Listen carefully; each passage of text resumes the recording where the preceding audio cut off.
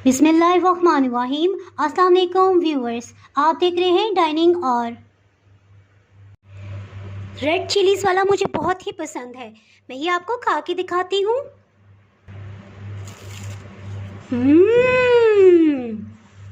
बहुत ही क्रिस्पी और मज़ेदार। ये देखें किस कदर क्रिस्पी है।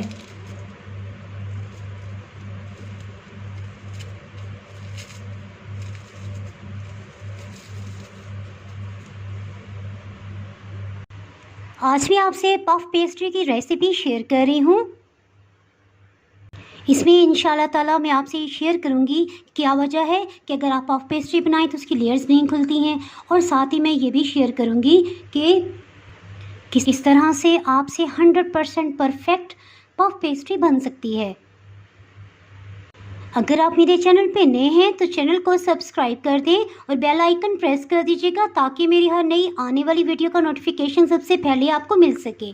चलिए बनाना शुरू करते हैं। इस रेसिपी को बनाने के लिए सबसे पहले आधा कप से थोड़ा सा कम हम पानी डालेंगे, तकरीबन 50 ml। आधी चाय की चम्मच नमक, 1 चाय की चम्मच चीनी शामिल कर देंगे,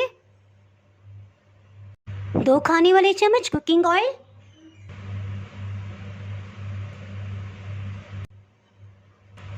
जब चीनी और नमक बिल्कुल घुल जाए उसके बाद बाकी इंग्रेडिएंट्स शामिल करेंगे। इसके साथ ही मैदा 300 ग्राम तकरीबन 20 खाने वाले चम्मच ये बनता है, इसको शामिल कर देंगे।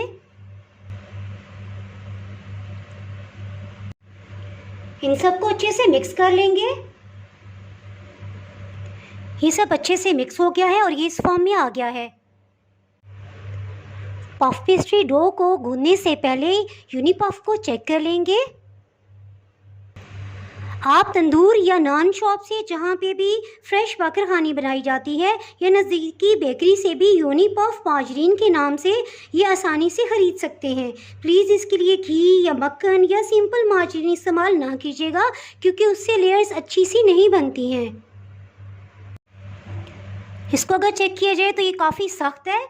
इस हिसाब से हम इसके लिए जो डो बनाएंगे मैदे की उसको भी हम थोड़ा सख्त ही गूंदेंगे, और अगर ये नरम हो तो डो को फिर हम नरम ही गूंदेंगे। इस टिप को फॉलो करते हुए इंशाल्लाह पफ पेस्ट्री बहुत ही अच्छी बनेगी। ये तकरीबन 1 किलो की मिकदार में है। इसके दरमियान से हम कट लगाएंगे। एक पीस तकरीबन आधा किलो का है, इसके दरमियान से हम फिर कट लगाएंगे। इसमें से एक पीस को हम इस्तेमाल करेंगे, ये तकरीबन 250 ग्राम है। चलिए जी फिर से डो की तरफ आ जाते हैं। इसको अब हम टाइटली गूंद लेंगे। थोड़ा थोड़ा करके पानी शामिल करेंगे और इसको गूंद लेंगे। तकरीबन डो इस फॉर्म में आ गई है और इस पे 100 ml पानी लगा है, तकरीबन आधा कप। इसको पानी से भर लिया है और अब हम इसमें सिर्फ थोड़ा सा हाथ इस तरह पानी में टच करेंगे और आटा गूंथते जाएंगे।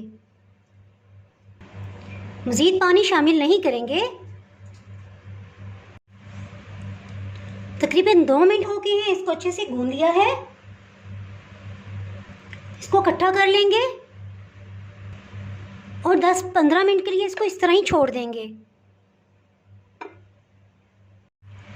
जी 15 मिनट हो चुके हैं। इसके साथ ही एक सरफेस पे मैदा डस्ट कर देंगे और इसको रोटी की तरह बेल लेंगे।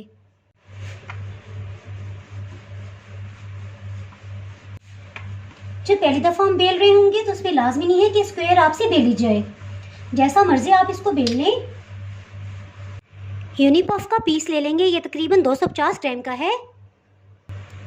ये क्योंकि वेजिटेबल फैट का बना होता है तो ये काफ़ी सख्त होता है। इसको थोड़ा सा नरम कर लेंगे। ये आपको यूनिपफ के नाम से मिल जाएगा। आप इसके लिए प्लीज़ मार्जरीन या मक्खन इस्तेमाल ना कीजिएगा क्योंकि उससे लेयर्स नहीं बनती हैं। एक दफ़ा इस तरह से सबको मिक्स कर लेंगे। तो ये देखिए अभी भी हार्ड है लेकिन पहले से बहुत नरम हो गया है। इसको एक शेप दे देंगे। इसको थोड़ी सी स्क्वायर शेप दे देंगे। ये डो तकरीबन 37.5 सेंटीमीटर की बेली गई है। साथ इस तरह से रोटी को उठाएंगे और इस तरह से इसको रैप कर देंगे।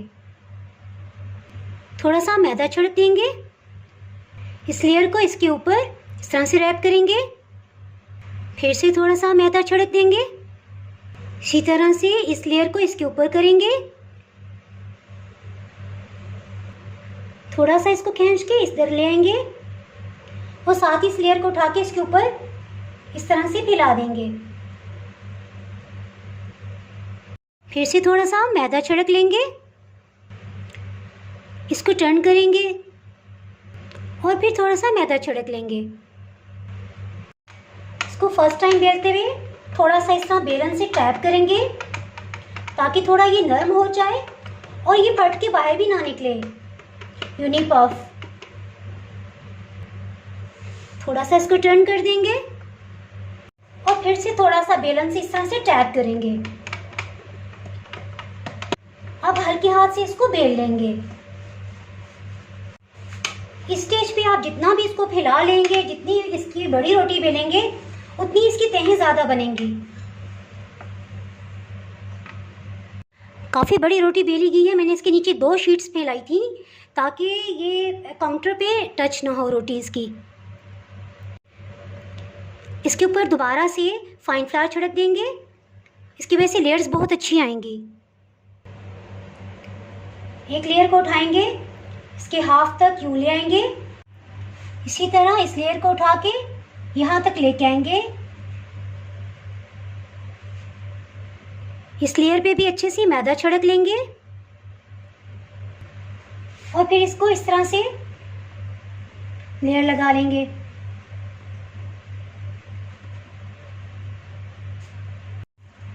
इस पे थोड़ा सा मैदा छिड़क लेंगे। इस तरह से इसके भी हाफ तक हम ले आएंगे। इसी तरह इसको भी मैं इस तरह से कर देती हूँ ताकि कैमरे में इजीली नज़र आए। ये देखिए इसके दरमियान थोड़ा सा गैप छोड़ा है। इसके साथ ही हम इसको इस तरह से फोल्ड कर देंगे और थोड़ा सा दबा देंगे। अब हम कम से कम आधा घंटे के लिए इसको रेस्ट देंगे। इसको खुला नहीं छोड़ेंगे, ना ही फ्रिज में रखेंगे, बल्कि ऊपर से रैप करके रूम टेम्परेचर पे किचन में ही इसको रहने देंगे। तकरीबन आधा घंटा हो चुका है। इसको दोबारा से बेल लेते हैं। दोबारा से सरफेस पे मैदा छिड़क लेंगे और इसको बेल लेंगे पहले की तरह। फिर से इस तरह से टैप कर लेंगे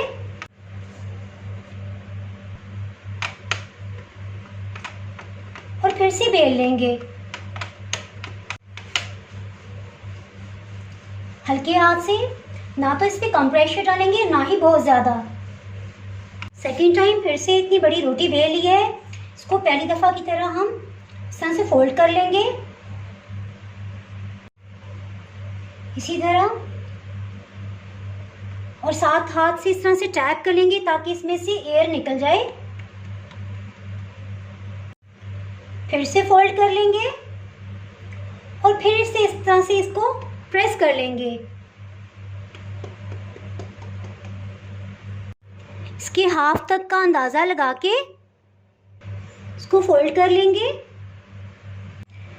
इसके दरमियान में थोड़ा सा गैप देंगे और फिर से इसे फोल्ड कर लेंगे और आधे घंटे के लिए इसको रेस्ट देंगे। दोबारा शीट से कवर कर देंगे। जी आधा घंटा हो चुका है। इसका रिजल्ट दिखाने के लिए कि किस तरह से इसके अंदर लेयर्स तैयार हुई हैं, मैं एक छोटा सा पीस कटिंग कर लूँगी। ये मैं आपको करीब से दिखाती हूँ कि कितनी अच्छी इसके अंदर लेयर्स बनी हैं। थोड़ा सा मैदा डस्ट कर लेंगे। इसको बेलन से थोड़ा सा टैप कर लेंगे। टैप करके इसको फैलाते जाएंगे और एहतियात से बेल लेंगे। इसको टर्न कर लेंगे और इस तरफ से इसको बेल लेंगे। शायद ये पॉइंट बहुत ही अहम है कि इसके किनारों को हमने लाजमी कट करना है ताकि इसकी सब तहें खुल सके। इसी तरह ऊपर वाली लेयर को भी हम इस तरह से कटिंग कर लेंगे। इस साइड की लेयर्स को हम कट नहीं करेंगे क्योंकि ऑलरेडी पहले यहाँ से कट लगा हुआ है। इनको कटिंग कर लेंगे।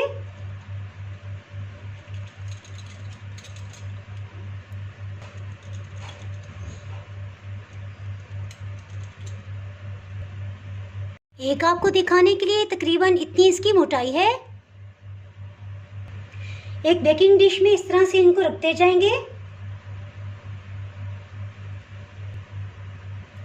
कुछ को हम सीधा रख लेंगे। बच जाने वाले पीसेस को इस तरह से शेप दे देंगे और इसको भी रख देंगे। अंडे की जर्दी ली है और इसको अच्छे से फेंट लेंगे। आप फुल एग भी यूज़ कर सकते हैं। सबको ब्रश कर देंगे।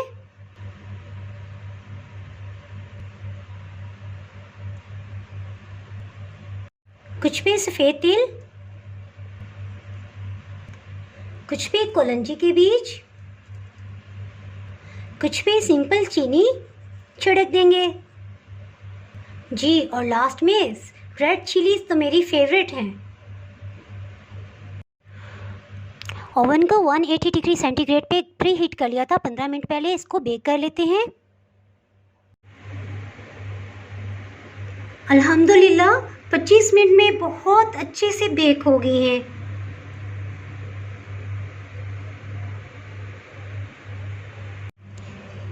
इनको मैं सर्विंग प्लेटर में डालती हूँ।